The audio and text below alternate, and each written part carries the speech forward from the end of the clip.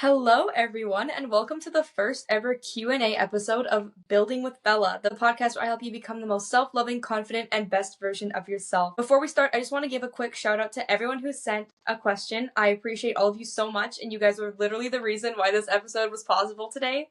So I'm so excited to answer all of your guys' questions, and without further ado, let's get into it. So question number 1 is, what was your awakening to decide to change your lifestyle? So in middle school, that was like the big turning point for me, was actually in grade 8, because I was battling with a lot of insecurities and I was just in a really unhealthy place. I wasn't eating healthy, I wasn't taking care of my body, I was bed rotting all day.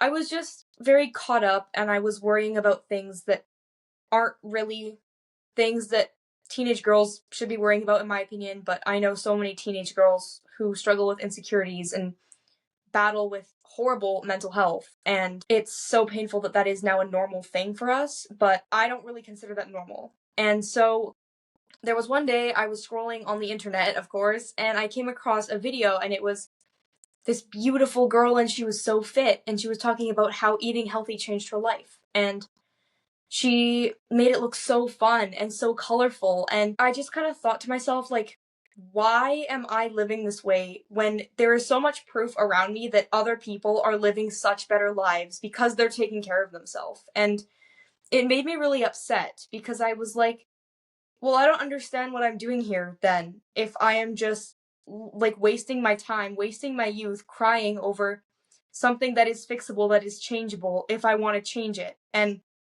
ever since that day, I started my fitness journey right away after. I started cleaning up my diet. I started caring so much more about health in general, and I started getting more clear on what I wanted to look like, who I wanted to be, how I wanted to present myself. And then as time went on, that just kind of sprouted into getting into more natural, holistic wellness. It sprouted into getting into faith, and all of it just sort of clumped together to form a completely new life for me. And ever since then, I've been skyrocketing in that direction ever since. So it's been such a beautiful journey so far, honestly. And yeah, I would come home after school and I would mirror check. I never felt comfortable in any piece of clothing, even if it was baggy, even if you couldn't even see me. It took over my life. And here were these girls, and they were wearing gym clothes and they were confident and they showed that they were confident. It was so inspiring to me, and it made me realize, like, oh my gosh, I want that and I can have that. I can work towards that. And so that was really like the first thing that kind of sparked this journey, was understanding how much control I actually have over my life and just trying to make a change from there. So question number 2 is, what is your favorite thing to order at any store? So I'm guessing that this person is talking about a restaurant or a food store. So I'm going to answer it from that perspective. I'm not someone who enjoys eating out as much anymore, just because I do have certain restrictions now that don't really make eating out as fun as it used to be. So whenever I go, though, I usually try to get really simple things off of the menu. So I don't eat fast food, so unfortunately I can't really help in that area.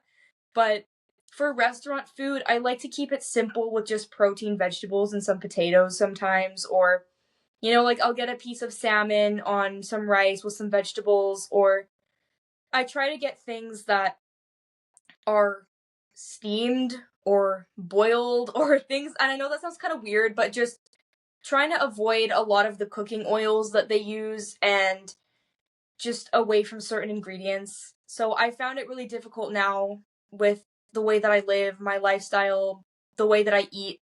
It's really difficult for me to go out and enjoy it. But those are just kind of a couple things that I do when I do go out. I just try to keep it really simple. I try not to worry about it too much, and I try to kind of keep it the same stuff that I eat at home. I don't go super crazy when I eat out. Question number 3 is, what's something the awful food industry doesn't want us to know? This is a question, okay? And this question has many answers, but to keep it a little bit more simple for today's episode, because we don't have unlimited time here, one thing that the food industry doesn't really tell anybody is that they actually work with Big Pharma, and they profit off of each other, and they profit off of you being sick. And especially in America, with lifestyle related diseases being one of the number one killers in America. So, obesity, heart diseases, all of these chronic diseases that have been created over time by our mechanically engineered food. Obviously, this is literally just skyrocketing the medicine industry and being prescribed things, and so that's just raking in a lot of profit. And they also just don't really want to fund preventative care because it's not very profitable. So they just kind of don't want to do that. And if those two ginormous corporations are working together and they're making billions of trillions of dollars a year, why would they? Like, why would they? They have their problem that they're basically feeding us, and they're making so much money on. They don't want to profit that. They don't want to profit us getting better because that doesn't profit them. So I know it's kind of talked about a lot, but I just quickly wanted to mention that to you guys just in case you didn't know, because that's one thing that I learned, and it just completely turned me off from all of those products that I see in the store sometimes. It's very scary sometimes, the world that we're living in, and with food and health and that kind of aspect. There's also like 21 to 22 major brands that control almost all the food in the grocery stores. So just be mindful of that and maybe do some more research on those brands. And they're all basically the ultra processed foods and stuff, like Nestle and Kraft and all of those things. They basically control almost everything in the grocery store. So definitely something to look into on your own time and dig a little deeper into that. So question 4 is, do you have any advice on not getting super sore when you're working out? So the thing about this is that when you're sore after your workout, that naturally happens. That's not really something that you can control. So basically, when you work out, you tear your muscles, and they're these teeny tiny little tears, and what it does, it creates lactic acid that pools on top of the muscle or the tissue, and that's where the soreness comes into play. So basically, whenever you massage or you try to stretch yourself out after your workout, you're allowing that tear to heal a little bit faster. So obviously, it's not really something we can control, and I think as you work out a lot more, the soreness doesn't become as irritating. I remember during the start of my fitness journey, it was very uncomfortable. I didn't enjoy it. But now that I've been doing this consistently for 4 years, I really don't mind it. But you do just have to learn how to take care of your body after you work out, and make sure that you are using things like a Theragun, or you're stretching, or you're walking, and you're staying active, because that will genuinely help you heal and recover a lot faster than just kind of laying around, even though it probably feels a lot more comfortable to do that. So question number 5. Was there anyone/anything that inspired your health and wellness journey? Like I said in the first question, there was a actual content creator. Her name is Growing Ananas. That's what her Instagram is. And it was a post that she posted years ago. I don't even know if it's still up, but I saw that, and I saw her recipes, and I literally was just so inspired by it, and I was just like, you know what? We're going to go for it. We're going to go for it. We're going to try this. And that's exactly what I did. And here we are 4 years later. And honestly, this sounds kind of weird, but I think as I've grown, my past self has been a huge inspiration, and just looking back at her and knowing that she taught me so much, but I don't ever want to be back in that spot. I never want to be crippling with that much insecurity and hate myself that much and be that sad over my appearance. I never want to feel that way again. And I think just continuing to grow and continuing to watch myself evolve into a new person who genuinely, like, I don't even really recognize or know, it's so cool, and I think it's just such a big sign of growth. So This is your sign. If you're going through something uncomfortable or you are feeling a little bit different, you are growing and you're becoming a better version of yourself, okay? You are learning so much right now. So be proud of yourself for that. And other than that, I think also my family has been a big inspiration just because I love my family so much. And something that really became clear on my fitness journey was that you can only love the people around you as much as you love yourself. And I just really want to let that sink in. You can only love the people around you as much as you love yourself. And this is true in every aspect, and I will literally go to the grave with this, because if you are an insecure person, your insecurities are going to overshadow other people. If you are a miserable person, you're going to drag other people down with you. Rather, if you are a confident, self-loving, self-worthy person, you are going to portray that on the people you love, and you are going to want them to do the best they can for themselves as well. So as I started becoming more self-loving, I started realizing how much more I could give to my family and how much more I could love them and how much more I could appreciate them. And that also just inspires me because I want to be a good daughter. I want to be a good sister. I want to be a good friend. I want to be a good person to myself. And so being so self-loving and so confident has allowed me to pour that love and to pour that energy into everyone else around me. So question number 6 is, was there any specific reason you started your health and wellness journey? So a lot of these questions kind of like tie into each other, so I'm going to keep this one short, but mainly just because I was insecure. I didn't like myself, and I was going through a lot, and I never felt comfortable telling anybody what was going on. And whenever I did, it didn't help. Like, there was no advice that helped me, and I was just so stuck. So it really just took me on my own timeline to realize I didn't want to be like this anymore. And ever since that day, it's just been a complete transformation. And obviously it's been slow. There have been a lot of bumpy and rough parts in this, but honestly, to keep this answer short, just so I could grow into a better version of myself and I could live a happy, healthy life that's worth living. You can't live a happy, successful, fulfilling life if you hate yourself, if you're miserable, because you're not attracting the things that you are supposed to attract. You're not becoming the person who God created you to be. You are staying stuck in your own miserable loop, and that is literally, it's just keeping you stuck. It's taking your opportunities away. It's taking away the amazing people that are supposed to be in your life. And that thought just really scared me, that I was literally being my own worst enemy in that moment. And I just refused to put up with that. And I literally just said, this is not my reality anymore, and started making those changes. So question 7 is, what's your opinion on the meaning of life? This is a very big question. I love it. So I personally think this is very different for everybody. And I think this depends on whether you have religious views. I think this depends on whether you want a family, whether, like, being really wealthy is important to you. I think the meaning of life is very different to everybody. And I think that's what makes it so unique and so beautiful and so special.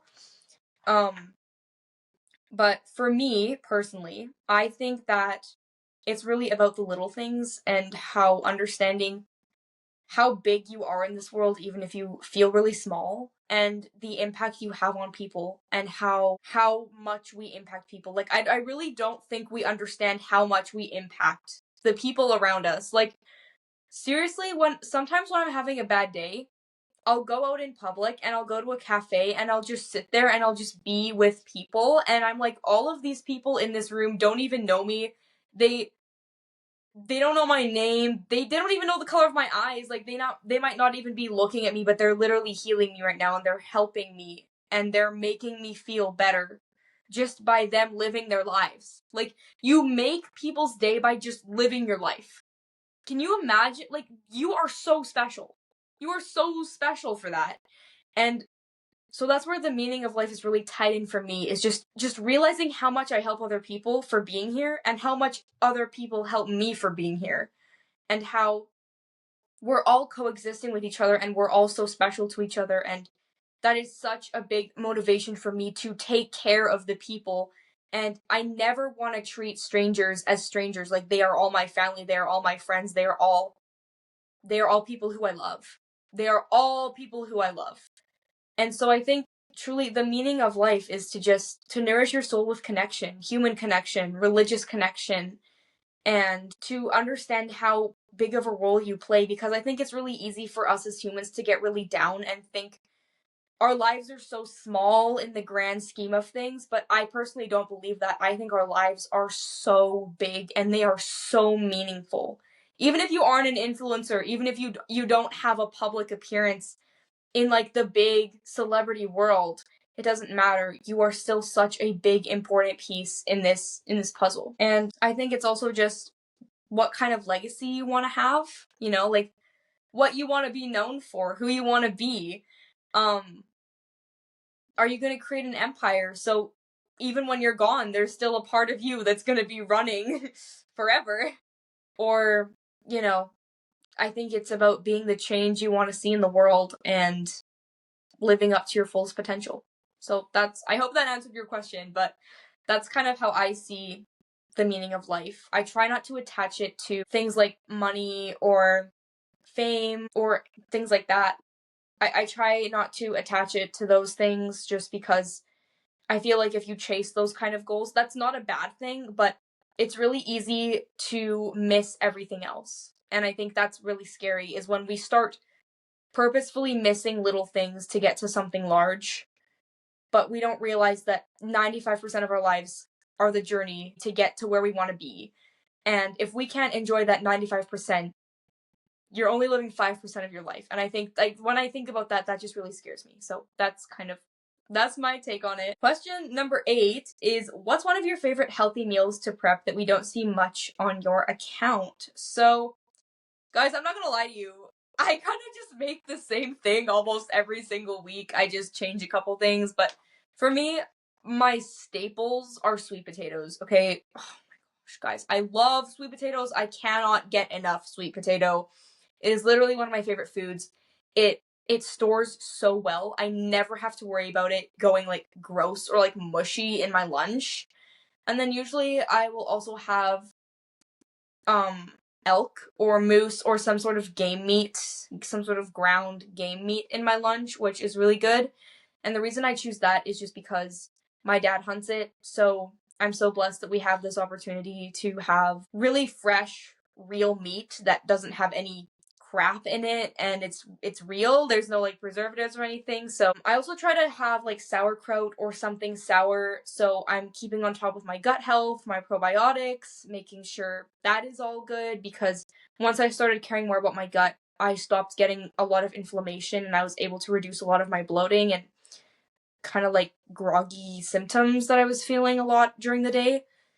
And I would say any tip for meal prep is make sure you have lots of vegetables and make sure you have lots of protein, because during the day, those are the things that are going to keep you satiated and those are the things that are going to keep you full. So question 9 is, when did you start your faith journey? So I actually do have an entire podcast episode on my faith journey in detail, so I will highly recommend you go listen to that after this one. But to keep it short and to try and give you guys a different answer, it basically started when I was going through a really hard time in life with my grandma. She was diagnosed with stage 4 cancer, and that was a very difficult time for me and my family.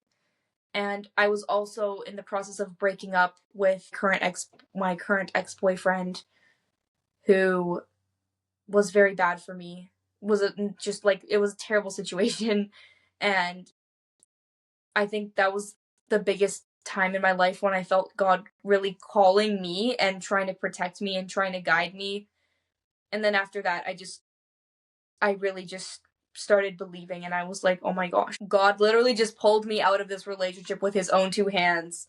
And he's slowly been answering my prayers about my grandma.